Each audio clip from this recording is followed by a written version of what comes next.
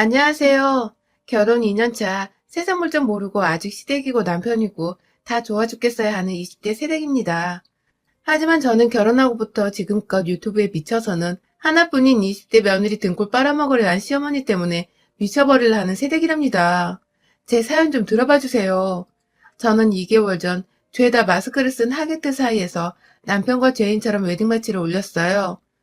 당시 코로나로 결혼식을 해야 하냐며 오기 싫은 내색을 비추신 분들도 많이 계셨고, 제 지인들 중에서는 이 시국에 결혼이냐고 실제 불참까지 선언하시는 등 결혼하는데 주변 사람들 눈치 보고 불편하고 또 너무 죄송스러워서 정말 드레스 입고 식장에 입장하던 그 순간은 태어나 가장 수치스럽고 부끄러웠던 순간이었습니다. 막 확진자가 생겨나는 와중에 저희도 결혼식을 강행하는 건 아닌 것 같아서 식장 예약을 좀 미루고 싶었으나 이미 3월에 한 번, 중간 8월에 한 번, 무려 3번이나 미루자니 내야 할 유약금부터 시작해서 깨질 돈이 정말 어마어마하더라고요. 내 생애 2020년은 가장 끔찍하고 마음 졸였던 최악의 한 해였다고 자부할 수 있을 만큼 저는 결혼식 하나 때문에 평생 겪을 노화를 1년 만에 겪은 기분이었을 정도였습니다. 스트레스로 머리털까지 빠졌으니 말 다 했죠. 저와 남편은 외국에서 처음 만나 연애를 하다가 결혼을 한 건데요. 저는 유학을 하고 있었고 남편은 워킹 홀리데이로 와서 일을 하다가 비자 때문에 어쩔 수 없이 그 나라를 떠나야 했답니다. 잠깐 수창한 인연이었다면 그때 남편과 헤어지면서 영영 이별을 했겠죠. 하지만 남편이 한국에 돌아간 후에도 제가 학업을 마무리 짓고 한국으로 돌아갈 때까지도 저희는 꾸준히 연애를 이어갔고 결국 7년 정도의 열애 끝에 우리는 찐 사랑인가 보다 하는 확신에 서른이 되기 전 결혼부터 한 거예요. 남편은 한국에서 꾸준히 학교 생활을 했으니 친구도 많고 지인도 많았지만 저의 경우는 대부분의 학창시절 친구들이 제가 살던 나라에 있을 뿐만 아니라 한국에서도 사귄 사람들의 경우 직장으로 얽힌 지인들이 대부분이었던지라 그리 깊지도 얕지도 않은 적당한 사이의 사람들을 제 결혼에 많이 초대를 했습니다. 그렇다 보니 코로나가 발병하고 위험한 시국이 되자 굳이 그 위험을 감수하고 결혼식에 와주겠다는 분들이 많지 않았어요. 하객분들의 마음이 너무나도 이해가 가면서도 동시에 한편으로는 왜인지 내가 한국에서 참 외롭게 살고 있다는 생각이 들어 씁쓸하고 서글프던 대목이기도 했죠. 결혼을 2차례 미루면서도 가장 하객들 눈치를 많이 볼 수밖에 없었고 결국 이번에 치른 결혼식 때도 청첩장을 다시금 드리면서 눈칫밥만 먹었답니다. 그리고 결국 눈칫밥만 받고는 하객들이 오지 않아 자리는 텅텅 비게 되었고 저희 부모님이 초대하신 친인척분들만이 겨우 자리를 메꿔주신 상황이 되었어요. 내내 마음이 불편했고 시댁에서 혹은 시댁의 지인분들이 나를 어떻게 생각하실까 싶어서 눈치만 계속 보다가 끝난 결혼식이었어요. 코로나가 다시 확산되는 것도 너무 밉고 싫었고 돈 때문에 위약금을 더 이상 물어줄 수 없다며 결혼식을 강행할 수밖에 없었던 저희의 처지도 너무 화가 났었습니다. 그리고 무엇보다 행복해야 할 결혼식이 눈치만 보며 안절부절 못하다 끝나버린 것 같아서 제 마음이 가장 불안정했어요.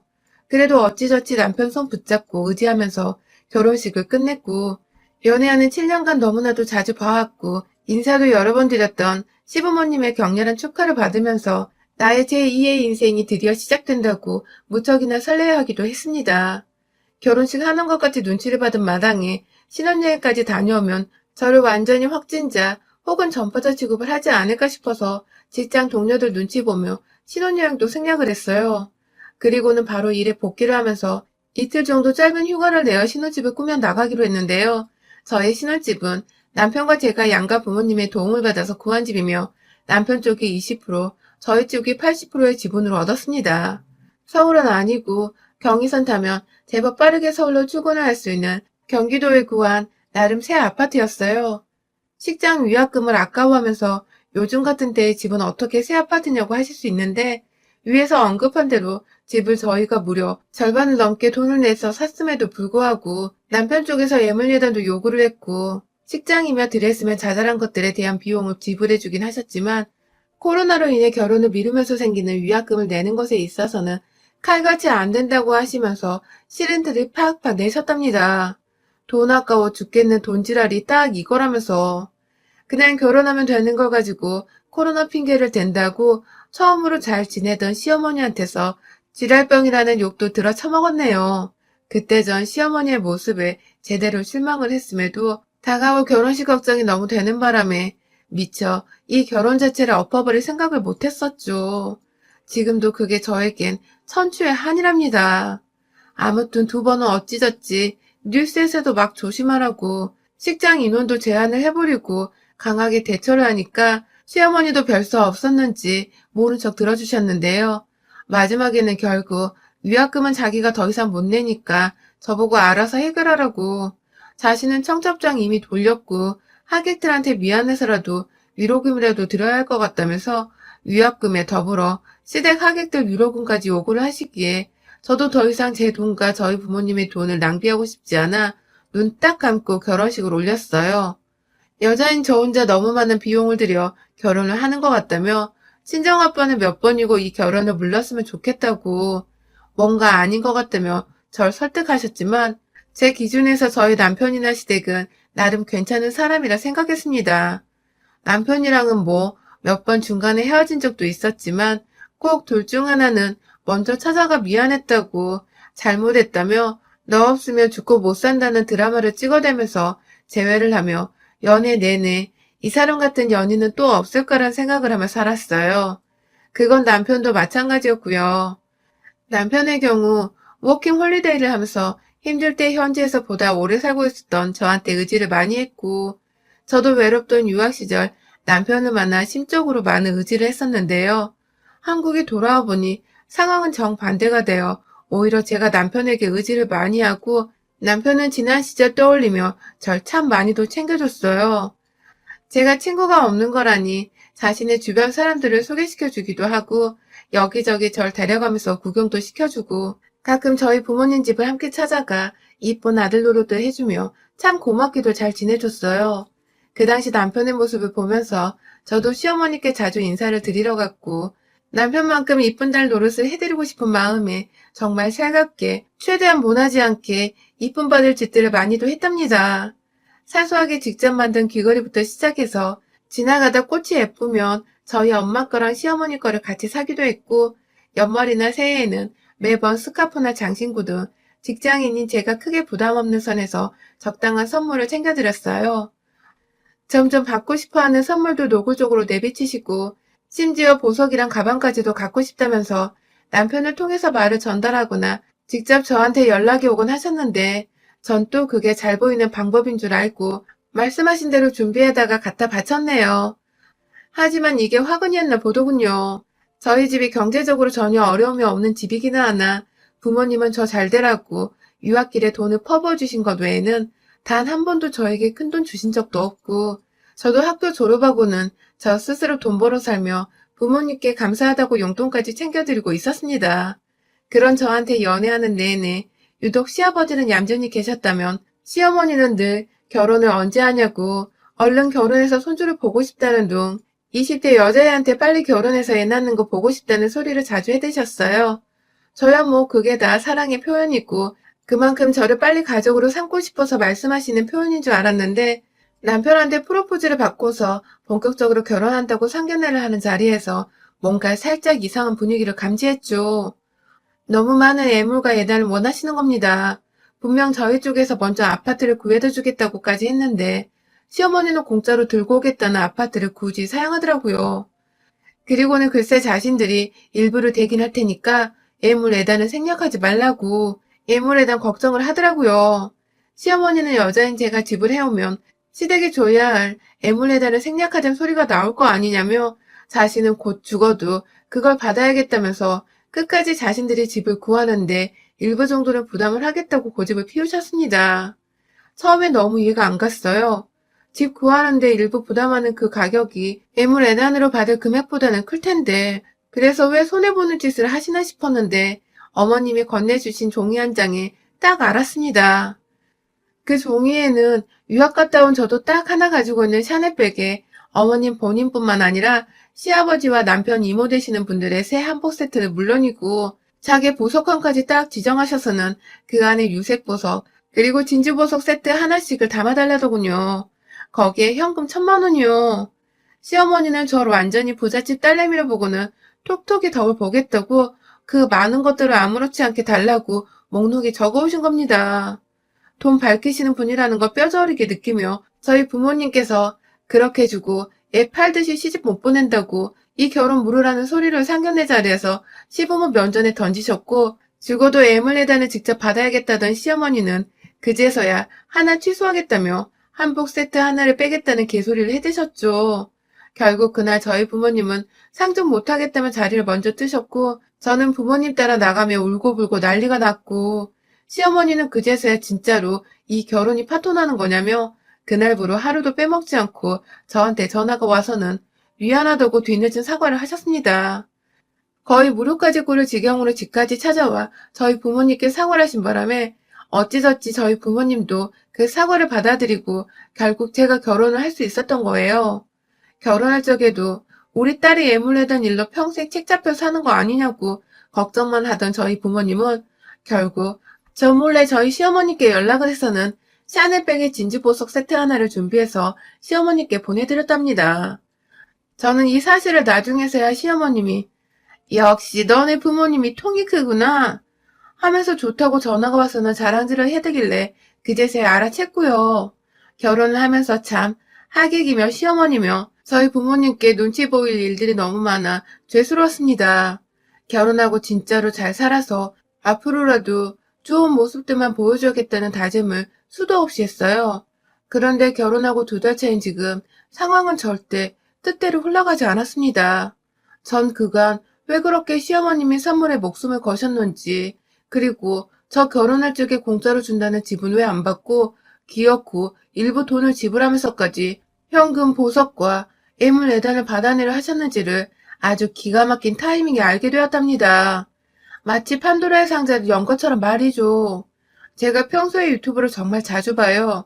출퇴근하는 길에도 그렇고 집에 와서 설거지하거나 각자 시간을 가질 때도 그렇고 그냥 가만히 라디오 듣는 것보다 영상을 틀어놓으면 재밌고 시간도 잘 가니까 꼭 제 눈앞에 보이는 곳에 핸드폰을 두고서 아무 영상이나 골라보곤 하는데요. 결혼하고서 한 달쯤 지났을라나 남편이 늦게 들어온다 해서 혼자 밥을 해먹고 설거지까지 하면서 시간 남는 김에 부엌 정리나 하려고 작정하고 아이패드로 유튜브를 켜놨는데 그 시기에 제가 여전히 앞으로의 결혼 생활 동안 나에게서 뭘 자꾸 얻어가시려고 하는 시어머니를 어떻게 상대해야 할지 감이 도저히 안 와서 고부관계에 대한 이것저것들을 검색해보고 있었어요. 뭐 그중에는 결혼 애물예단도 있었고 시부모 비위 맞추기도 있었고 저의 검색어는 나름 다양했죠. 그런데 제가 설거지를 하다가 다음 영상을 고를 타이밍을 놓쳐서 유튜브가 자동으로 어떤 영상을 다음 영상으로 틀어줬는데 시작부터 목소리가 너무 익숙한 겁니다. 순간 제가 지금 시어머니한테 전화를 잘못 걸어서 수화기 너머로 어머님이 잘못 받으신 줄 알았죠. 화들짝 놀라며 영상을 쳐다보니 웬 얼굴을 코 중간쯤까지 가린 50대의 여자분께서 며느리한테 애물레다 뜯어냈어요 하면서 그걸 소개말이라고 인트로에서 말하더라고요. 그리고는 이내 어디서 많이 본 듯한 엄마가 시어머니께 보냈다며 찍어주신 사진에서 본 그 샤넬백과 진주보석 세트 하나가 소개할 예물이라면서 영상 한 켠에 짜자잔 하는 효과음과 함께 뜨더라고요. 이게 무슨 개같은 시츄레이션인가 싶어 심장이 순간 요동치는데 영상에서 시어머니는 돈 많은 며느리가 애물 예단을 생략하려 했다 면서 제가 집을 해가기로 했다는 말은 쏙 빼놓고 절 아나무인이다 못해 돈만 많은 짠순이 며느리라며 이런 애를 며느리로 들여서 요즘 기분이 너무 우울한데 샤넬백 보면서 참는다고 그걸 말이라고 영상에 사람들 앞에서 짓거리고 계시더군요. 이제 보니 애물예단을 직접 2손 안에 받고 싶어 하셨던 이유가 유튜브더라고요.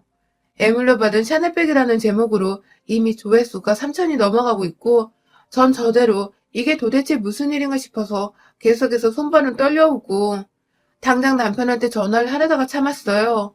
이게 다 어그로를 끌려고 오버해서 컨셉을 잡은 걸 수도 있으니 그때도 정신 못 차리고는 시어머니가 진심이 아닐 거라며 애써 시어머니를 이해하고자 노력했습니다. 하지만 이내 시어머니의 모든 게 저를 향한 그 모든 모습들이 거짓말이란 걸 알았어요.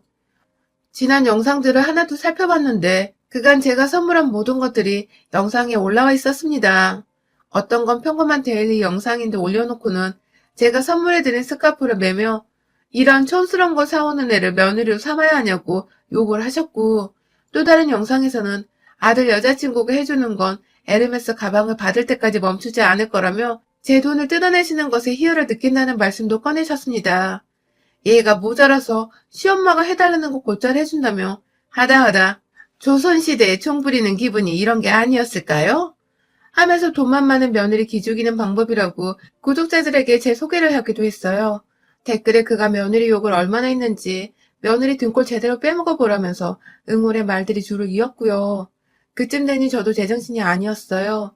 늘 살갑고 고마워하고 진심으로 예뻐해 주시던 시어머니가 비록 애물레단으로 결혼할 적에 속물 같아 보여 실망은 했어도 그간의 긴 세월 동안 쌓은 추억이 있다고 생각했는데 열받다 못해 험한 인생사에 눈물이 나더군요. 그리고 전 이걸 당장 남편한테 말을 하려고 영상 하나하나를 캡처해가면서 보던 그 순간 결국 우리하고도 가장 걱정했던 일을 마주해야 했답니다. 영상에는 시어머니뿐만 아니라 제 남편까지도 등장을 한 것입니다. 시어머니가 들이미는 카메라 앞에서 가소롭게 웃던 남편은 아주 자연스럽게 얘기를 나눴어요. 누가 봐도 자기 엄마가 유튜브를 찍는 중이라는 걸 아는 아들처럼 보였죠. 업로드된 날이 결혼하기 딱 3개월 전쯤이었는데 어머니께서 네 여자친구한테 엄마 에르메스 언제 사달라고 할 거야? 라고 물어보니 남편은 가소롭게 웃으면서 엄마, 며느리 되면 곧장 털어와 줄게 하는 충격적인 발언까지 내뱉은 것이었습니다. 정말 믿는 도끼에 발등 찍힌다는 말이 딱 들어맞는 순간이었어요. 그 영상을 캡처하며 자동 자막까지 띄워놓고는 남편이 뱉는 말도 캡처했어요. 혼자 이 사태를 어떻게 해결해야 하나 싶어 머릿속이 정말 터져버릴 것 같았습니다. 결혼한 지 이제 2달인데 이혼 얘기부터 꺼내야 하나? 집은 어떻게 정리해야 하나? 주변 사람들에게 뭐라 말을 해야 하나? 아주 골때림의 연속이었죠. 그날 남편한테는 일도 티를 내지 않고 피곤한 척 먼저 잠들었어요. 다음날도 혼자 1시간 더 일찍 일어나 첫차부터 타고는 직장으로 출근을 했죠. 도무지 돈 보고 결혼한 사기꾼들과 결혼 생활을 이어갈 수 없었던지라 일단 혼자서 오후 반차 내고서 캡처한 유튜브 영상들을 가지고 고소하려고 변호사를 찾아갔고요. 저희 부모님께도 가슴 아팠지만 사실대로 말씀드렸어요. 조용히 헤어지려고 하니 마음의 준비를 하시라고 말이죠. 사실 저희는 아직 결혼 2달 차라 혼인신고를 하지 않았습니다. 저희 아빠는 처음부터 끝까지 이 결혼을 탐탁지 않아 하셨었기에 혼인신고도 최대한 미룰 수 있으면 미루고 먼저 살아보려면서 절 결혼 전부터 가르치셨어요. 그렇다고 진짜로 아빠 말만 듣고서 의심만 하면 혼인신고를 미룬 건 아니고 신혼여행도 안 가고 신혼집 들어와 살고 있었기 때문에 정신적 여유가 없어 피치 못해 미루고 있었죠. 그런데 이게 이렇게 잭팟을 터트려 줄진 정말 몰랐네요. 그즈음 시어머니가 연락이 왔어요. 한번 보고 싶다고 둘이서 밥이라도 먹자고 하더라고요. 왜 부르냐 싶었고 솔직히 또 뭘 뜯어낼까 싶어서 마음 단단히 먹으면서 그날 바로 변호사 상담 후 어머님을 뵈러 갔어요. 밥 한 끼 사달라며 애교를 부리시길래 토 나오는 거 꾸역꾸역 참아가며 혹시나 영상 찍을까봐 핸드폰을 계속 주시하면서 고깃집으로 들어갔죠. 거기서 시어머니는 아주 본론이라며 곧장 자신의 목적을 꺼내시더군요. 사돈이 준비해주신 샤넬백이 너무 고마웠다고, 요즘 매일 그 가방만 들고 다닌다고, 그런데 요즘 너무 속상하다고, 주변 친구들은 다 에르메스백 정도는 들어줘야 하는 거라면서 자신을 무시하고 불쌍하게 바라보는데 그게 너무 힘들어서 내 며느리 자랑도 잘 못하고 다닌다며 제 앞에서 하소연을 하더라고요. 진짜 고기 굽다 말고 고기판 밑에서 지글지글 피어오르던 숯불을 주둥이로 확 던져버릴 뻔했네요. 이해하는 척 하면서 어머님 힘드셨겠어요 하면서 위로를 했습니다. 그러자 어머님은 더욱 노골적으로 나도 에르메스 가방 하나쯤 사주면 안 되겠니? 라고 말씀을 하셨습니다. 하나쯤? 그 가방을 20대인 저도 꿈도 못 꾸며 안 사고 있는데 한두 푼도 아닌 그 가방을 사서 도대체 50대 아줌마가 뭘 하고 다니라는 건지 이해도 안 되고 더욱이 그런 가방을 왜 지 아들한테 사달라고 안 하고 애꿎은 며느리한테 사달라고 하는지 도대체 제 머리로는 이해가 안 되더라고요. 물론 처음부터 끝까지 이해하기 힘든 종자였지만 말입니다. 저도 모르게 알겠다고 했어요. 제 나름대로의 복수의 칼날을 제대로 갈아드리겠다 속으로 다짐을 했어요. 구웠는데 시간 걸리니까 준비 완료되면 연락드리겠다고 이제 가봐야 할 것 같다면서 급하게 식사를 마치고는 자리를 벗어났어요. 그날부터 내내 시어머니는 하루도 빠짐없이 우리 며느리 덕에 내가 살아. 우리 며느리가 아들보다 낫다. 하면서 아부떠는 말들을 짓거리셨고 저도 그 기분 최고조로 맞춰드리려고 어머님이 최고예요. 하면서 맞장구를 쳐드렸습니다. 그리고는 3주쯤 지났을 때, 그러니까 불과 얼마 전에 주말이었죠. 시어머니를 집으로 초대했어요. 에르메스 가방이 도착했는데 이 엄청난 걸 제대로 언박싱 해야 하는 게 아니냐며 집에서 파티를 준비할 테니 오시라고 했고 남편에게는 아예 차를 끌고 가 어머님을 모셔오라고 내보냈죠. 하지만 그날은 시어머니의 제삿날이자 남편과 영원히 쪽내는 날이었습니다. 남편이 나가자마자 차 안에서 대기하다가 집으로 들어온 저희 아빠는 시키지도 않았는데 손에 골프채를 들고 오셨어요. 그리고 곧 얼마 안 지나 시어머니가 도착했어요. 집으로 신나게 며느리한테 몇천만 원짜리 가방을 받으면서도 빈손으로 찾아온 시어머니는 가방이 어딨나, 며느리가 무슨 파티를 준비했나 막 두리번 거리시다가 저 뒤에서 골프채 하나 들고는 두 사람을 노려보고 있는 저희 아빠를 발견하자 흠칫 하셨는지 뒷걸음질을 치시더군요. 그 순간 저도 모르게 이 할망구가 도망치는 줄 알고 멱살을 잡아다가 TV 앞으로 끌고 갔어요. 뒤에서 그 상황을 보고 놀라서 뭐 하는 거야? 하며 따라 들어온 남편은 마찬가지로 저희 아빠를 발견하자마자 지 엄마랑 똑같이 뒷걸음질을 쳤고 저는 시어머니 앞에서 TV를 켰습니다. 유튜브에 띄워놓은 시엄마 채널을 켰어요. 영상 하나하나 제가 가증스럽게 생각했던 며느리한테 에르메스 백을 탈 거라는 그 영상까지 옆에서 동조하는 남편의 모습이 찍힌 그 영상을 보여줬습니다. 건너편에서 아빠는 그 영상을 처음 마주하게 된 영상을 보며 화 조절이 안 되셨는지 결국 들고 있던 골프채를 남편을 향해 던져버리더니 이내 발길질을 하기 시작하셨어요. 저희 아빠 키가 180이 넘으시거든요. 남편보다 무려 5cm나 더 큰 체격 좋으신 분이신데 아빠 발길질과 주먹질에 남편은 정말 예상치도 못하게 맥없이 쓰러지더라고요. 제 앞에서 여전히 멱살 잡혔던 시어머니는 잘못했다고 그냥 유튜브니까 구독자 수 얻으려고 자극적으로 한 거였다며 절대로 저게 다 사실이 아니라고 오해하지 말라며 굳이 무릎이 바닥에 닿지 않는 상태에서 애써 주저앉으려고 힘을 쓰며 결국 바닥에 주저앉아 제 앞에 머리를 조아리며 싹싹 빌었습니다. 아, 이런 게 바로 조선시대 종부리는 기분이구나 하면서 시어머니가 영상에서 했던 말을 기억해내 저도 한껏 비웃어줬죠. 한참을 머리 조아리는 시어머니를 향해 머리를 툭툭 치면서 말했어요. 네 아들 데리고 이 집에서 나가. 집 살 때 샀던 돈은 그대로 돌려줄게.